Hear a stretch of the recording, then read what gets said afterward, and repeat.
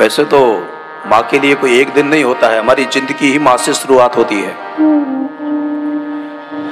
हमने जब इस दुनिया में श्वास लिया था ना, तो और कोई हमारे पास नहीं था, लेकिन हमारी माँ हमारे पास थी। याद रखिएगा, अगर हम पूरी वसुधा और आकाश का भी दान करें ना, तो भी माँ बाप के ऋण से हम पूर्ण नहीं हो सकते हैं। ये रामायण जो है ना, ये माता है। भगवत गीता जो है ना, ये हमारी माँ है। और माँ हमें जो सिखाती है, वो भले ही हमें अपने स्वार्थ के चलते समझ में ना आए। पुत्र कुपुत्र हो सकता है, लेकिन माता को माता नहीं होती है। रामायण और गीता जो हमें सिखा रही है,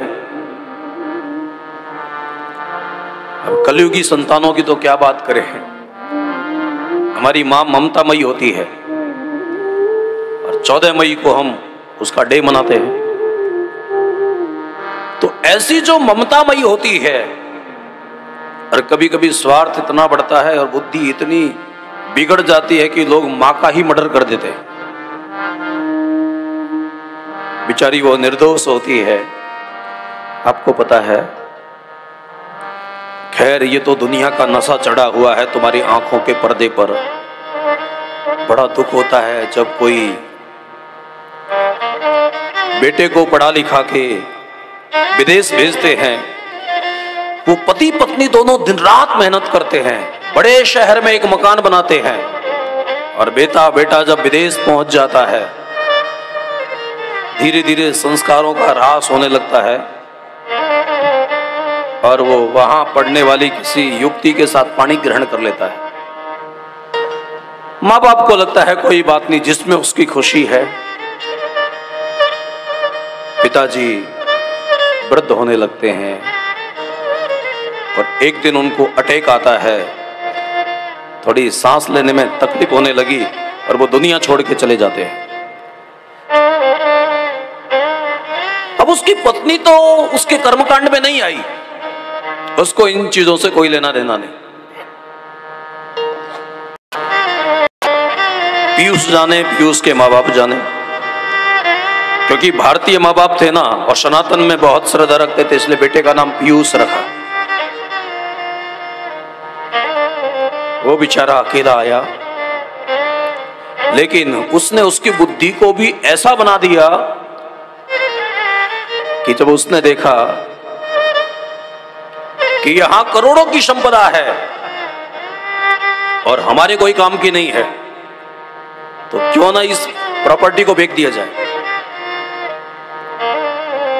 और वो मां को तैयार करता है कि मां, अब वैसे भी अकेले कैसे रह पाओगी, अब एक काम करो, हमारे साथ विदेश चलो।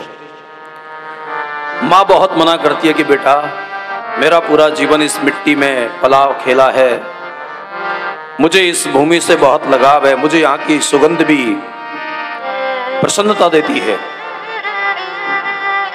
लेकिन कभी कभी कुछ निर्णय भावात्मक हो जाते हैं, और मां भावों में बहुत बह जाती है, और फिर बच्चे की कहा मान के सारे प्रॉपर्टी के कागजों पर वो दस्तखत कर देती है। बच्चा सारी प्रॉपर्टी बेच देता है, माँ को लेकर एयरपोर्ट पहुंचता है, और माँ को कहता है कि मैं अभी तो ये कागज एक बार चेक कर लेता हूं।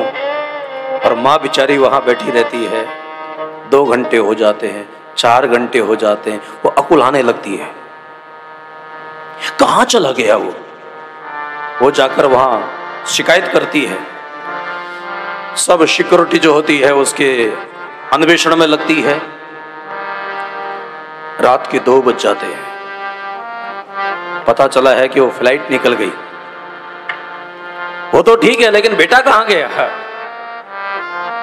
सुबह के 10 बज जाते हैं, और तब पता चलता है कि वो तो जहां पहुंचना था वहां पहुंच गया, लेकिन मुझे यहां क्यों छोड़ के गया है। तब बहुत बाद में पता चलता है, मां सोच भी नहीं सकती है कि दुनिया ऐसी भी हो सकती है।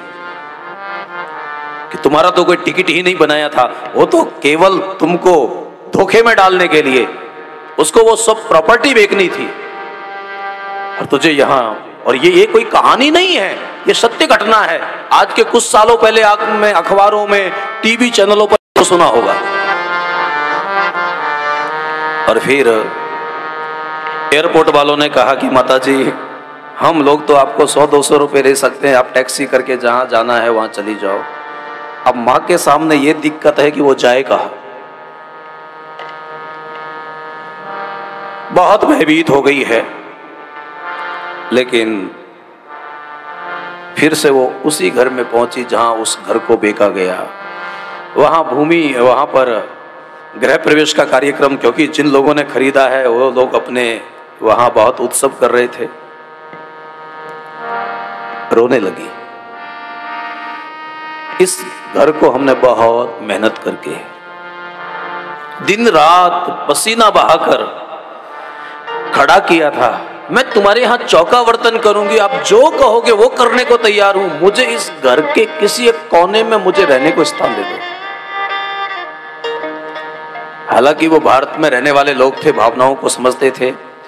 उन्होंने कहा कि बहुत अच्छा हुआ, कुछ सालों पहले हमारी माँ भी दुनिया छोड़ के चली गई थी, तो हमको भी घर सुना सुना लगता था बगैर माँ के। हम एक घर में एक कमरे में माँ की फोटो लगाते, उससे अच्छा है कि भगवान ने हमको माँ ही भेज दिया। माँ मेरी और तेरी क्या होती है? माँ तो माँ होती है, इसमें मेरा तेरा क्या? जो मातृ शक्ति की उपासना करते हैं वो जानते हैं कि इसमें मेरी माँ तेरी माँ का कोई प्रश्न ही नहीं होता। माँ माँ होती है, माँ तो सबकी माँ होती है, इसमें मुझको क्या कहना। और ये भारतीय संस्कार है। लेकिन फिर भी उसके किसी रिश्तेदार ने पूछा, क्योंकि सभी मंगल उत्सव में आए हुए थे, कि आपने घर को बेच दिया, फिर किस उम्मीद से आई थी आप यहाँ? अगर ये नहीं रखते तो क्या करती? उसने आंखों में आंसू आ गए कि अगर ये मुझे नहीं रखते ना, तो इस घर के सामने जो पेड़ है ना, वो जो खाली जगह में खड़ा हुआ है ना, उसके नीचे मैं झोंपड़ी बना के रहती। लेकिन यहां रह के क्या करते? उन्होंने कहा कि यहां रहने के पीछे मेरा एक ही उद्देश्य था कि मेरा बेटा कभी ना कभी भारत आएगा, और मुझे ऐसा भरोसा है कि वो जब भारत आएगा, इंडिया में आने के बाद वो जरूर अपने घर को देखने के लिए आएगा। तो जब वो घर को देखने के लिए आएगा तो मैं उसको देखूंगी, और उस समय उससे लड़ूंगी नहीं, बल्कि उसको कहूंगी कि बेटा तूने मेरे साथ जो किया, मैं समझ सकती हूं कि तूने किसी के दबाव में किया होगा। देखो माँ का हृदय, मुझे पता है तू इतना गलत नहीं हो सकता है, लेकिन मैं उसको यही कहूंगी कि बेटा तूने हमारे साथ जो भी किया वो तेरी परिस्थिति हो सकती है, लेकिन दुनिया पे भरोसा मत करना। भगवान ना करे कि आने वाली पीढ़ी तेरे साथ ऐसा करे।